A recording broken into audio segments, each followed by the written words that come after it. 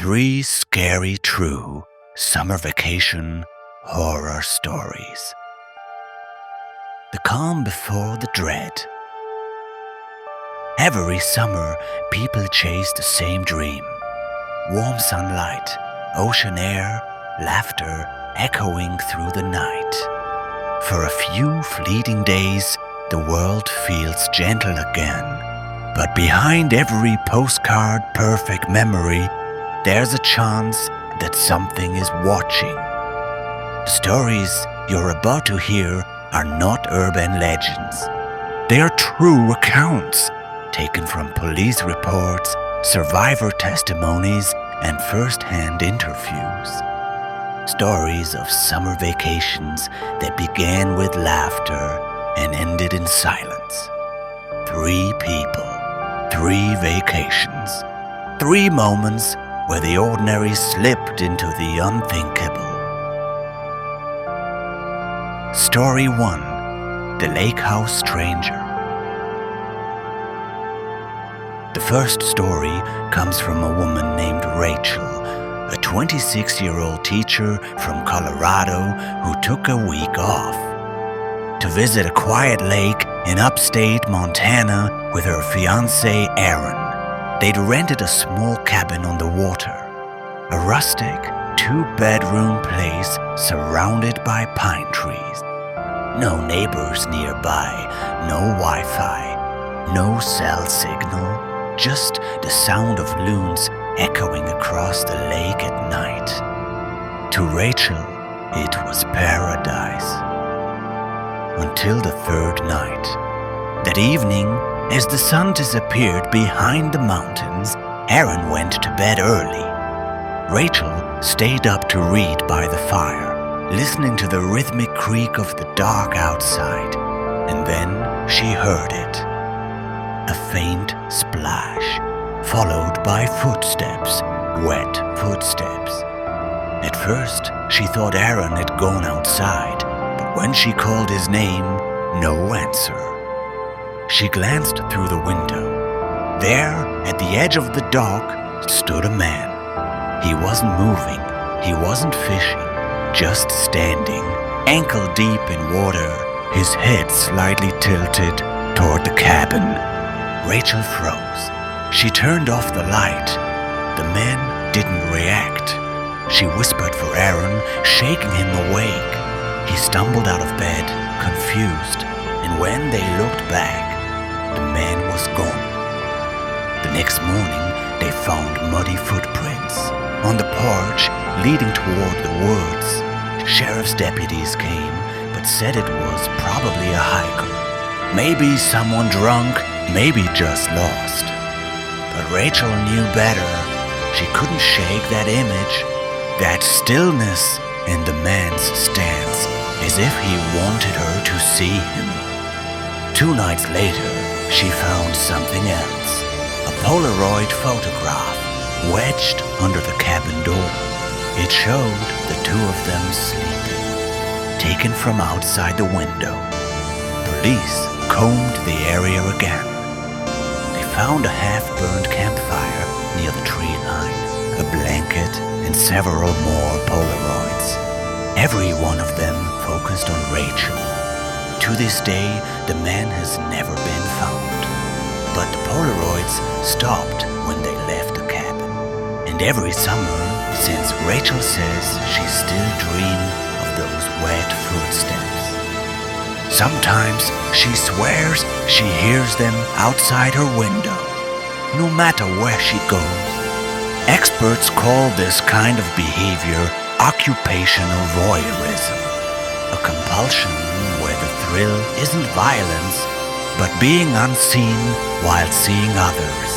It's rare, but when obsession replaces fear, boundaries disappear. Story 2. The Missing Camper. Our second story happened in 2017, deep in the forests of northern Maine. A group of friends, 5 college students, planned a summer camping trip as a break before their senior year. Among them was Liam, a photographer photography student who loved nature, and June, his girlfriend. They were inseparable, always chasing the perfect shot, the perfect moment.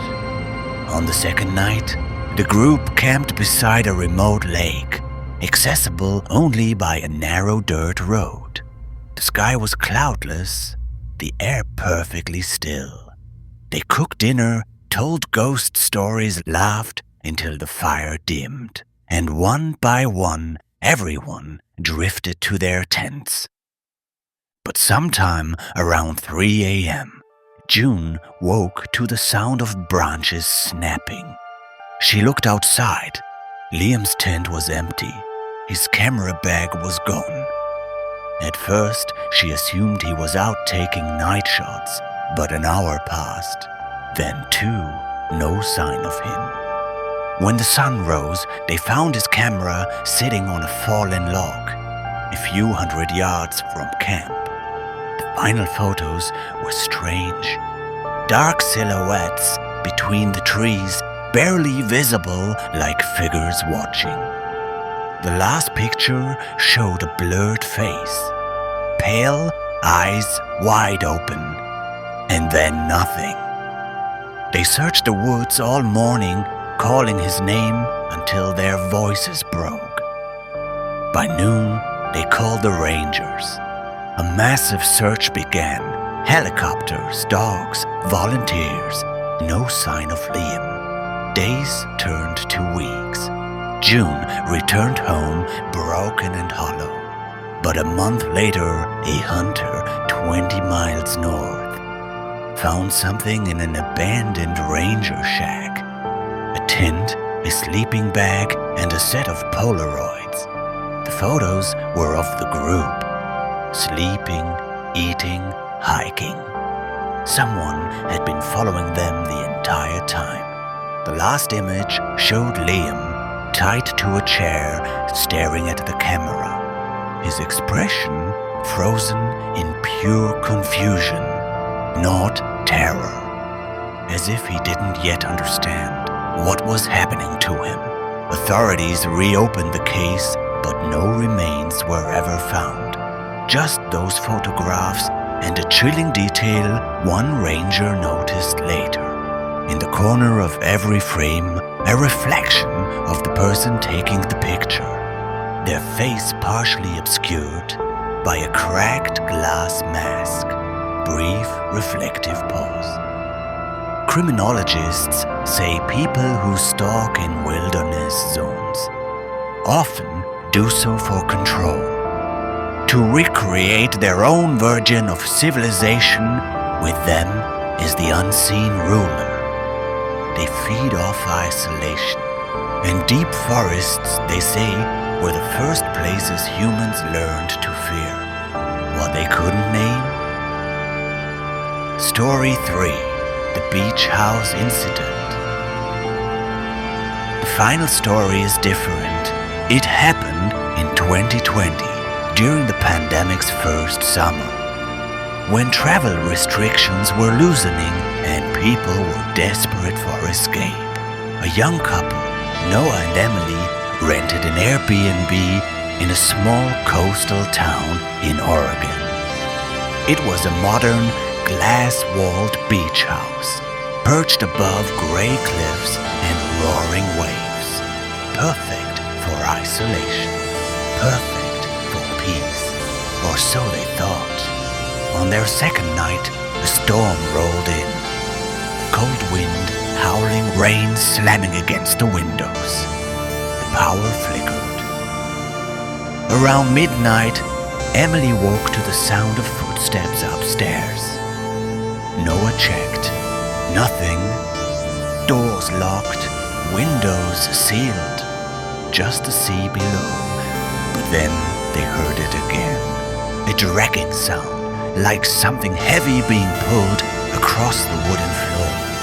Noah grabbed a flashlight and followed the sound to a locked utility closet by the staircase.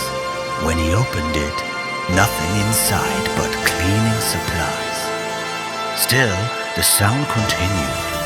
Now it was coming from beneath them, The next morning, they found a trapdoor under a rug in the living room sealed with nails. When they contacted the property owner, he said the house had no basement. It was built on solid rock. But curiosity got the better of Noah. He pried it open. Below was a narrow concrete crawl space. At the bottom, a small wooden chair, a light bulb hanging from a wire, and a camera pointed straight up through a hole in the floorboards. The couple left that day. Police came. They found a hidden tunnel leading out toward the cliff's edge and an old hatch disguised under a rock. Inside the tunnel were multiple pairs of shoes, children's shoes, women's shoes, and a single note carved into the wall. I watch so they remember me. The Airbnb listing was deleted. The owner questioned, but there was no record of who built the house, no construction permits, and no evidence of anyone else on the property. Some believe the tunnel belonged to an old smuggler's route, repurposed long after. Others think the house's previous owner was living beneath it all along. Noah and Emily now live inland far from the ocean. They say they can't sleep when it rains. The sound reminds them of footsteps above the floorboards and the camera that saw everything. The darkness we vacation in. Summer is supposed to be freedom, a break from the world's noise, a pause in time where the light stays longer and the nights feel harmless. But sometimes the places we choose for peace remember things we don't. A stranger's obsession, a photo that shouldn't exist, a tunnel built for reasons long forgotten. Maybe that's why fear always feels sharper in summer. Because the darkness doesn't belong there. It's borrowed, and every once in a while, something comes back to collect. So, the next time you're packing for vacation, check the locks, check the walls. And if you ever hear footsteps in a place that should be silent, remember these stories. And don't assume you're alone, because sometimes the only thing more terrifying than being watched is finding out you were never supposed to see them at all. If you made it this far, thank you for listening. These stories are based on verified case reports, adapted and dramatized to preserve the truth and the terror behind them. If you'd like to hear more true horror stories, mysteries, and real events that defy reason, subscribe. There's always more hiding beneath the surface.